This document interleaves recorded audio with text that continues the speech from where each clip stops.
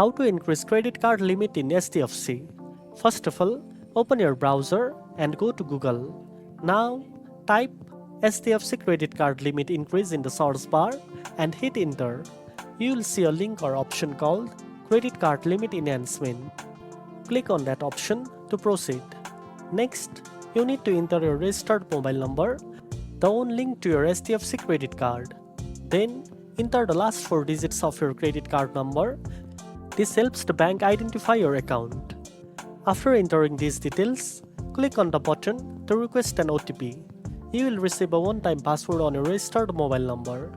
Once you get the OTP, enter it in the space provided and submit. If you are eligible for a credit limit increase, the new limit offer will appear on the screen. All you have to do is accept the offer.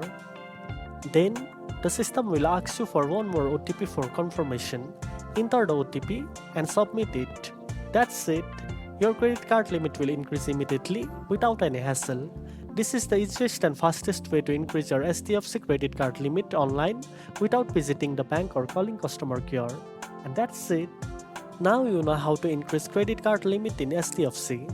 If you found this video helpful, don't forget to like, share and subscribe for more tips. Thanks for watching and I'll see you in the next one.